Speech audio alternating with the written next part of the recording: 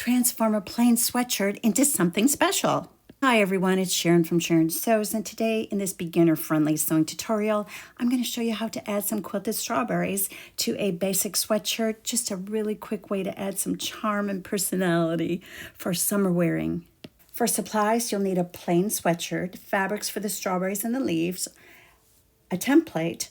You can download the one that I used in the description box below, or you can draw your own. You'll want removable fabric marker, some batting. I'm using cotton batting, that's what I had on hand, as well as some thread. I'm using a green variegated thread as well as a red thread for my quilting and top stitching.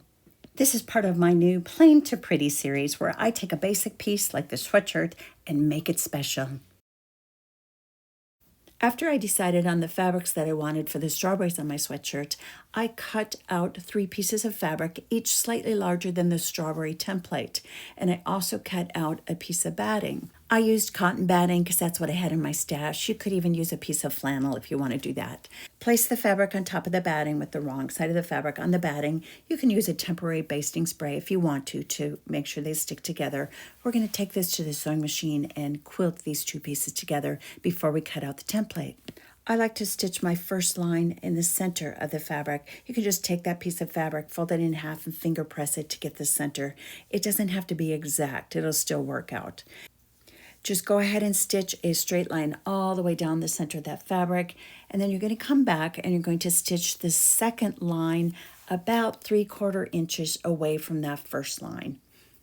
I'm using a contrasting red thread on my fabric, and I'm using a straight stitch. I added a seam guide to my presser foot, and I set it so that each row of stitches will be 3/4 inches away from one another. If you do not have a seam guide that you can add to your presser foot, just go ahead and lightly chalk in your guidelines 3/4 inch from one another, and then you will just stitch on top of those lines that you chalked in. Of course, if you want to, you can make it 1/4 inch away from one another or 1 inch away from one another. Or heck, you could even just eyeball it. It's up to you. This is your design. Continue stitching until the entire fabric has stitch lines. Then you're going to take it and fold it in half, finger press it to find the center of that fabric, and we're going to stitch lines in the opposite direction. Starting in the center again, stitch a straight line right down the center. Move it over 3/4 inches and stitch another line. Then you'll move over another 3/4 inch and stitch another line, and just keep going until the entire piece of fabric is covered. Once you finish this piece, you're going to do the same process for the other 2 pieces of fabric. Then we're going to cut out the strawberries. Now take your strawberry templates and you're going to place it on top of the fabric and trace around each one. Here I'm using a friction pen, and usually the marking will go away with heat when you press it. Just use any type of a fabric marking pen that works for you. You just want to be able to see it enough to be able to cut the shape out.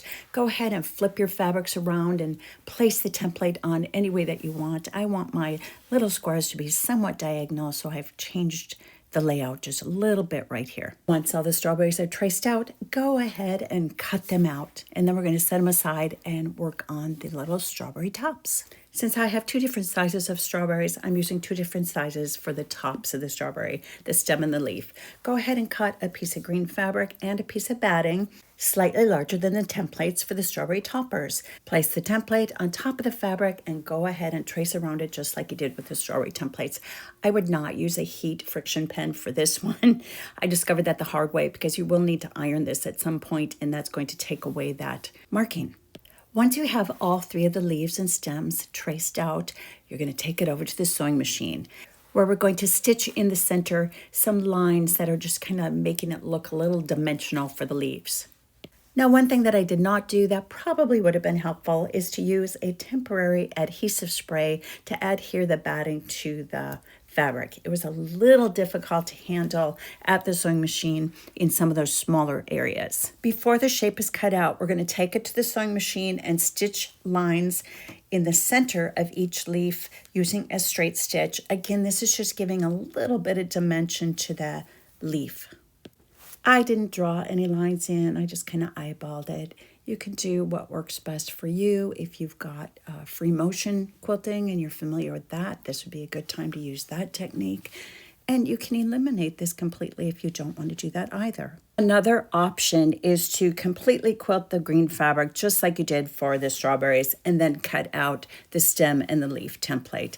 See, this is what the difference looks like. The lighter green has little lines in the center of the leaves and the other one was quilted. A lot of times I just pin my appliques to my sweatshirts and t-shirts where I want to stitch them on, but this time I'm going to use heat and bond. So go ahead and get some heat and bond, place the bumpy side down and the smooth side up. That bumpy side, that has the adhesive on it, and that's going to get ironed to the back side of the applique pieces. Trace the strawberry pieces and then set it aside. We're not going to trace out the stem and the leaves. We're going to take that piece of fabric and cut a square of heat and bond, and we're going to bond those together with your iron. We're going to cut that applique piece out after the heat and bond has been ironed to the back of the fabric. The reason I didn't do it that way for the strawberries is because I wanted to quilt the fabric for the strawberries first. Go ahead and cut out those strawberry shapes. Then we're going to take everything over to the ironing board and we're going to follow the instructions on the heat and bond to adhere this to the back of the applique shapes. I'm going to use my little Olesso mini iron, and then I've got a wool ironing mat, and I'm going to do it right here on my cutting table. Take the bumpy side and place it on the back side of the fabric. Now, one thing that I did forget to do, and you'll see that here, is I should have turned the template upside down. But it's all okay. We'll just trim off that little bit of excess heat and bond. So once it's positioned onto the back of the fabric, you're going to use your iron, no steam, and medium heat, and you're going to press and hold for 2 to 3 seconds on each spot. Again, follow the instructions that are included. I do want to note that from the top down, it looks like I am sliding that iron over it. I'm actually lifting it very slightly as I am pressing. Do the same thing for the other 2 strawberries as well as the 3 pieces of green fabric. When I added the heat and bond to the back side of the green fabric, that was when I realized I should not have used a friction pen to begin with because the heat of the iron took away the outline of the applique. So I simply just took my template and placed it on top of the fabric again and drew around it. I just need to be able to see it enough to cut that shape out, which is exactly what I'm going to do now that the heat and bond is on the back side of this fabric. All of the applique pieces are now ready to add to the sweatshirt. See how nice it's going to look? Now it's time to add the appliques to the sweatshirt. The first thing we need to do is find the center of the sweatshirt. Take your sweatshirt and fold it in half and match the underarm seam. Go ahead and add a pin there. Then you're going to match the sleeves at the shoulder seam and add a pin to hold it in place. And then go down to the hem again at the side and put a pin there also. Just holding everything in place. Smooth that center front out just a little bit and now add a few pins at the center front. You want to be careful that you're only catching the front of the sweatshirt as the sweatshirt is going to be unfolded. Now you can remove the pins at the hem and the shoulder seam and the underarm seam and lay the sweatshirt out flat. I like to draw a light chalk line down the center front to help me when I do my placement of my appliques. You don't have to do this, but if you do, just make sure it's something that is easily removed from the sweatshirt. Now it's time to decide where the strawberries are going to be. Go ahead and remove any pins that are going to be underneath any of the strawberries. And I placed that large one about 5 inches from the top of the neckline to the top of the strawberry. Just go ahead and place them to where it looks pleasing to you. The smaller strawberries on each side, I placed them at a little bit of an angle. Then I placed the tops on the strawberries and just adjusted things until, again, I liked the way that it looked. I did then measure to make sure that the distance between each small strawberry and the large strawberry were equal. This is going to go to the ironing board next to get adhered to the sweatshirt. I used a little bit of a chalk just to outline lightly so that I could remember exactly where I had them placed while it was on my table. Once you're happy with the location of your appliques, you're going to peel off the paper backing, and that's going to leave the shiny, tacky residue on the back side of the fabric. I should have been doing this over at the ironing board, and because I don't want this to move out of place, I'm just putting a little pin in it at this point. We're going to take it to the ironing board, and I'm going to press the iron over the applique for 8 to 10 seconds. Follow the instructions with your heat and bond, and that is going to create the permanent bond. Once you have the strawberry appliques adhered to the sweatshirt, you will take this to the sewing machine where we're going to sew the strawberry to the sweatshirt. I'm going to remove the table from my sewing machine, which is a BERNINA, and that's just going to leave the free arm, which makes it a little bit easier to get the sweatshirt on there to sew only the front of it and not the back side. Now I'm going to pick up the sweatshirt, and at the bottom, I'm going to slide it over the free arm on my sewing machine. So the top of the sweatshirt is going on top and the bottom of the sweatshirt is going underneath. What that does is it gives me a single layer of the sweatshirt to sew the applique, and I won't risk stitching it to the back of the sweatshirt. I am using a blanket stitch to attach the appliques to the sweatshirt. Now before we get started, you'll see that my appliques are not adhered to the sweatshirt. I did pre-wash the sweatshirt, and it's possible that my heat and bond was too light. I used heat and bond light. Maybe I needed something heavier going onto the sweatshirt, or it's possible my heat and bond was old. I've had it for quite some time. If this happens to you, I just want you to be aware that you can still do this without it being ironed directly to the sweatshirt. Just need to manipulate it a little bit more with your fingers. Now I'm using an open toe foot that helps me see where the needle is going when I'm attaching it to the applique.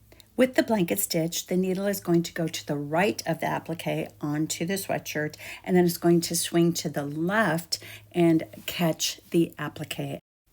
Now, if you don't have the ability to remove a table and expose the free arm on your sewing machine, another way that I sometimes do appliques is to turn my sweatshirt inside out. Then, starting at the bottom of the sweatshirt, I take the front of the sweatshirt and place the wrong side on the table of my sewing machine and just gently maneuver it under the foot. You're going to have to move the fabric, the back of the sweatshirt away so that you can get the applique underneath the foot and you can see it clearly to stitch it in place. I'm using the blanket stitch again, and I just have to keep maneuvering the fabric away from the foot just to make sure I'm only stitching the front of it and not the back. Stitch all 3 strawberry appliques to the front of the sweatshirt, then bring the sweatshirt to a flat surface and add the little strawberry tops. I pinned mine in place because, as I mentioned earlier, my heat and bond for some reason did not work. So I'm going to pin it in place, I'm going to take it to the sewing machine, and I'm going to stitch it again.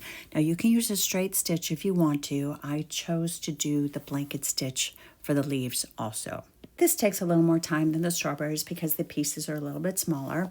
When you need to make those turns, make sure that the needle is in the sweatshirt, lift your presser foot, turn your fabric, get it situated under the presser foot again, lower the presser foot, and keep stitching.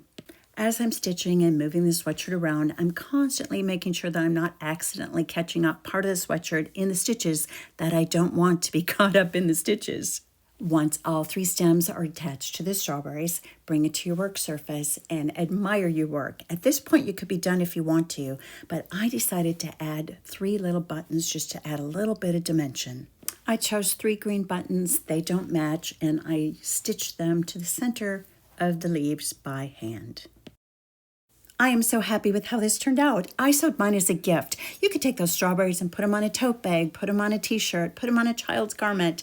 There's a lot of possibilities. Have fun with this project. Let me know in the comments if you're going to sew one.